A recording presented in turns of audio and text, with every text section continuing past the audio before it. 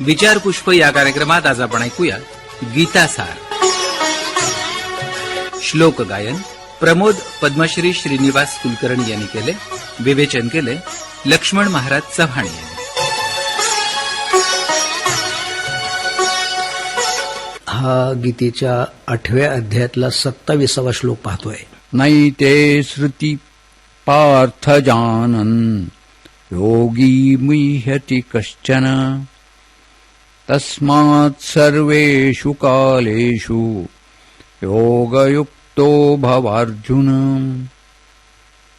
या 27व्या श्लोकात देव पुन्हा बोलतायत अर्जुनाला की अर्जुना, हे 2 मार्ग सांगितले तुला ना.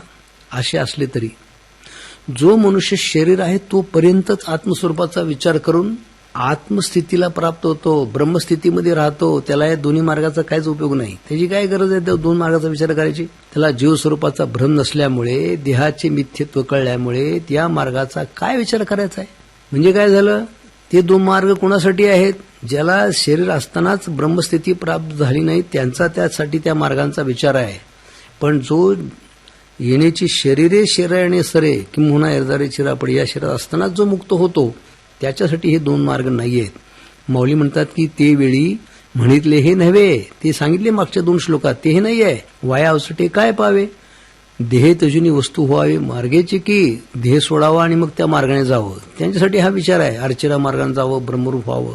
तरी देह असो अथवा नसो आम्ही तो केवळ वस्तूची आहो, काजे दोरी सर्प व्हावं दोराची कडून. पण मात्र जे लोक आहेत ना, जसं दोरीवरती भासलेला मिथ्या सर्प किंवा साप दिसतो की नाही, कुठंपर्यंत दोरीचं अज्ञान आहे तोपर्यंत, आणि दोरीचं अज्ञान गेलं, दोरी हातात धरली की ते सर्पपणा वाव म्हणजे मिथ्या ठरला की नाही, कुठला सर्प आहे.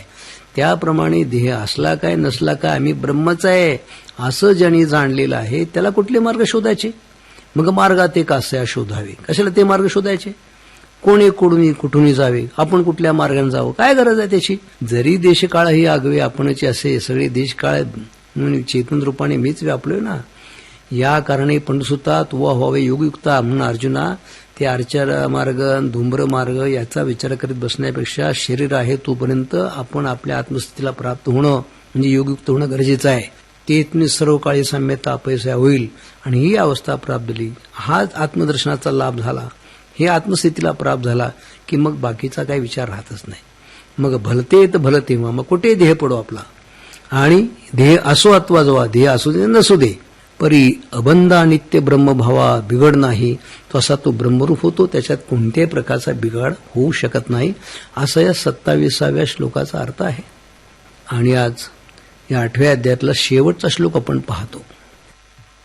वेदेषु यज्ञेषु तपस्सु चैव दानेषु यत् पुण्यफलं प्रदिष्टम् अत्येति तत्सर्वमिदं विदित्वा योगी परं स्थानमुपैति चाद्यम्. हा जो 28वा श्लोक आहे याच्या सरशी 8वा अध्याय पूर्ण होतोय. त्या 28व्या श्लोकात भगवान समारोपाचं बोलतात की अर्जुना, यज्ञ, वेदाध्ययन, तप, दान याच्याने जे फळ मिळते ते सर्व मार्ग टाकून श्रेष्ठ आणि मूळ कारणस्वरूप ब्रह्मपदाला प्राप्त होतो. ते ब्रह्मपद तू प्राप्त करून घे. आता ज्ञानोबा याच्यावरचा बहारीचा विषय सांगताना म्हणतात की जरी वेद अध्ययनाचे झाले अथवा यज्ञाचे शेत पिकले का तपदानाचे जोडले सर्व सहन जे, अरे एखाद्याने खूप वेद अध्ययन केलं, एकाने आणि काय केलं, इतके यज्ञ केले यज्ञाचं शेतच पिकलं, एखाद्याने तप खूप दान केलं, तप केलं, सर्वस्व काय करायचं केलं, तया अवघा पुण्याचा मेळा भार अतोंती जाय कळा ते परब्रह्मा निर्मळासाठी न सरे. अशा प्रकारे एवढं जरी काही करत असला तर त्या पुण्याचा मेळावा किंवा ते पुण्य जर भगवत प्राप्ती करता उपयोगाला नाही तर ते का उपयोग आहे? जे नित्यानंदाचे नाम माने उपमेचा कांटाळा न दिसे साने, पहा वेद यज्ञादी साधने जया सुखा.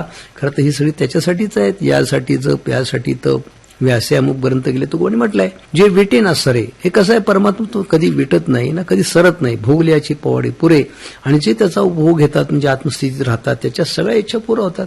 पुढती महासुखाची सोयरे भावंडाची म्हणजे याचा अर्थ ते अर्चिरा मार्गाने गेले ना ब्रह्मलोकाला, हे ब्रह्मलोकाचं सुख सुद्धा ह्या सुखाचं भावंडच आहे ना. मग त्या सुखाची क्रीडी करून या पावटी परब्रह्माची पाठी आरुडती, आणि म्हणून त्या म्हणजे ब्रह्मसुखाची प्राप्ती करून घ्यावी, ते परब्रह्माची पाठी आरुडती.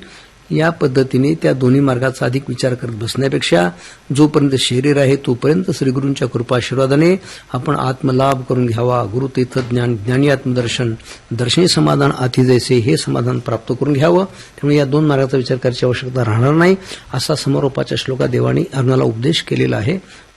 ओम तत्सदिति श्रीमद्भगवद्गीतासु उपनिषत्सु ब्रह्मविद्यायां योगशास्त्रे श्रीकृष्णार्जुनसंवादे अक्षरब्रह्मयोगो नाम 8मोऽध्यायः. आणि या अध्यायाचं गीतासारोपणे चिंतन आपण पूर्ण केलेलं आहे. हरि ओम तत्सत.